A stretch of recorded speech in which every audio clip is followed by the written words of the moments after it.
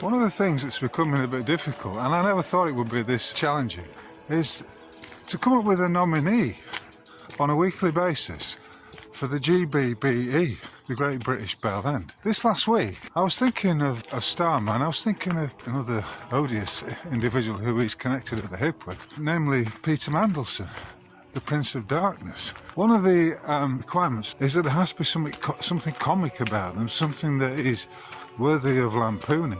And you could say, well, of course, Starmer and Mandelson are most worthy of lampooning. An individual who fits in between them, and I know that is, for some of us, a terrible thought, but that individual is a guy called Morgan McSweeney, who appears to be Keir Starmer's handler. He's the one behind the scenes who's certainly got connections with Mandelson. And then you think, well, what is it that connects all of them? And I would have to say that it's the House of Rothschild. Peter Mandelson has long been in bed, and I use that term in its loosest sense, with the House of Rothschild. There's lots of photographs of him with the erstwhile Lord Rothschild, particularly on the island of Corfu, maybe on his yacht.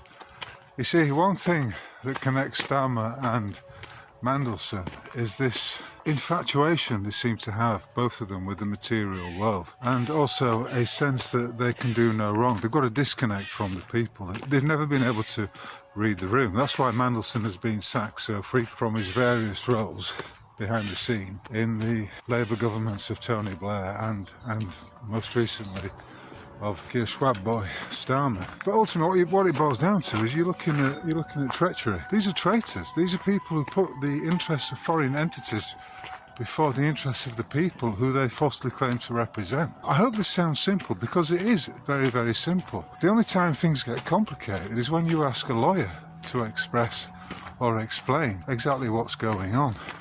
And I saw a photograph today of Keir Starmer from 1985, 40 years ago, at his graduation ceremony at Leeds University. And it made me chuckle, because what happened to that young man? What happened to him? There was so much promise back in 1985. And you may say, well, what are you know about what happened to him? He's had a very successful career. No, I would disagree with that. He's had a very successful career when it comes to covering up the antics of Jimmy Savile and the various misdemeanours of his masters. That's why he got the knighthood. But this Morgan McSweeney character is very interesting. He's been around for 20 odd years as well. He's got connections with the hoi polloi, but his most deplorable connection is through this Labour Together, which is a think tank that was set up in the 2000s. He's the CEO of it, and if we look at who's been funding it, we see the usual suspects, namely those of a Zionist bent, the Friends of Israel. That Morgan McSweeney covered up this £700,000 worth of donations. And they said, well, how did it end up being covered up? Oh, it was just a mistake. But we're looking at fraud at every turn. So when I say Starmer, McSweeney and Mandelson are all in love with the gross materiality of this world, that's exactly how it is. Starmer likes hanging out with Lord Back Alley. He likes the fact that people offer him a free box at the Arsenal ground. He likes splashing the cash, but he also likes receiving it. And I do wonder whether this Ukrainian rent boy situation will be his demise. If you think of how Mandelson operated behind the scenes, along with the likes of Alistair Campbell in that Blair government, you begin to get some idea of what McSweeney's role is, and also how Mandelson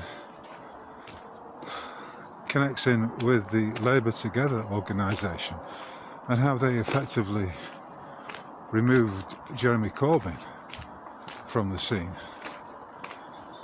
And, you know, it's kind of interesting. But you got Mandelson, the son of immigrant Jews, wheedling his way in the background. A man who's been titled the Prince of Darkness. Anyway, I think I'm going to go in the light of the complete and utter fuck-up, and what I was saying earlier about how Starmer is using the language of a Roman emperor, and how he knows fuck all about the law, because if he knew anything about the law, he wouldn't be coming out with statements like, yes, to work in the United Kingdom, you will have to have a Brit-card. No ifs, no buts. You must have one. And it will be mandatory. Well, that is the language of a liar. That is the language of someone who knows fuck all about the law. And as I've said on many an occasion, the judges, the polypuppets, the lawyers, the barristers, all of those who work within the framework of the legal system, when it boils down to it, no sweet FA about the law. Zilch, nothing. If you understand the maxim, do unto others as you would have them do unto you, and you generally pretty much live your life that way, then that is manifestly proof that you know more about the law than the likes of Sir Starmer, who's a highly paid, highly falutin barrister who received a knighthood for covering up the crimes of Jimmy Savile. So on the basis that he set himself up as a Nero, that he's fiddling, and he's always fiddling whilst Rome burns, then, and he has to, in that regard, see, in order to say something like, it is mandatory that you have the Brit-card in order to work in Britain, in order to say something like that, you have to have quite an ego on you. And I do wonder whether it's the Napoleonic complex that brings out this disconnect, this arrogance in the fellow. Because if you're talking about anything mandatory, and you're the British, you're masquerading as the Prime Minister of the United Kingdom, which is not the same as the Isles of Britain. Let's be perfectly clear about that. The United Kingdom is a fake legal fiction, a fake jurisdiction. And the name of the game with the rollout or purported rollout of the Brit-card is to entrap you in that fake jurisdiction, in that fake matrix, if you like, where you don't know who you are, you don't know who you truly are, you don't know that you are not the name. And so if you don't know who you are and you don't know the law, you're going to fall for the bullshit of the likes of Sir Starmer. And he's not very good at lying, that's the point, you know what I mean? He's not very good, when it boils down to it, at behaving like someone who is an emperor, who is able to mandate the plebeians, the officers of the state, carry out his orders. Because that's what a mandate is. It's an order, but it's an order issued by an emperor, not for the people, but for those officers who are working in his legate, in the Senate, in Rome, and the officers who are working for and on behalf of the emperor, the agents.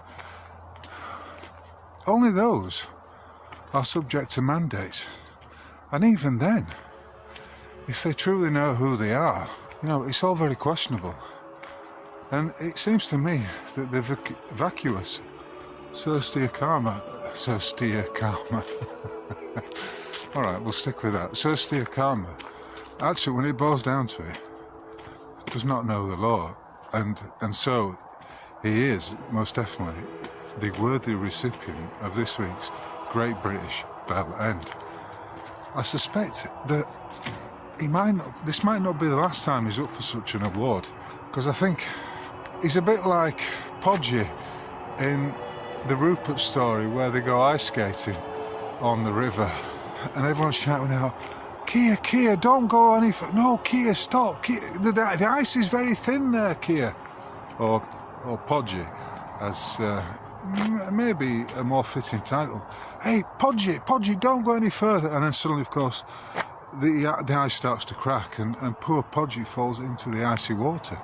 And I think Keir Starmer's at that point. Some people are saying this is like his poll tax moment. You know, it was the riots and the resistance against the poll tax that brought down the much-loathed Thatcher government in 1990. And I'm old enough to remember that. I took a day off work to go to the magistrates' court to be charged with not paying me poll tax. But there were so many who turned up on that day at Nottingham Magistrates' Court that they had to suspend the whole proceedings. The whole thing came to a shambolic standstill. And that, unless I'm mistaken, is exactly what's going to happen with this attempt to impose the ID card system on the British people. And I do think it's game over, because once you know the nature of the state, and once you know who you are, then you can stand up and call this out for the nonsense that it is, the bullshit that it is. There's no such thing in ancient British law as a mandate. Remember, unless you accept it, we are not operating under a civil law system. We are under common law, and it's an ancient system. It goes back at least 3,000 years to Divinal Mulmud, who codified it all. I hope this is making sense, because ultimately it's your logic, it's your noggin, it's your Christ consciousness, it's your ability to know the truth and your ability to speak it that's going to see you through this bullshit. And as I say, you'll be surprised how things open up in your favour when you simply say the word no. Yeah, so to reiterate, there's no such thing as in British law as mandatory. Keir Starmer, he's acting as though he is Nero, pouncing about during the last days of Rome, and he's always on the fiddle. So there's an analogy that works. And it's because of this disconnect between the law and what he regards as legal that he's brainwashed, and it's because of this and his supreme lack of judgment that I am naming Sir Keir Starmer as this week's dishonourable recipient of the Great British Bell End Award. Until the next time, I'll catch you on the flip side. Cheers.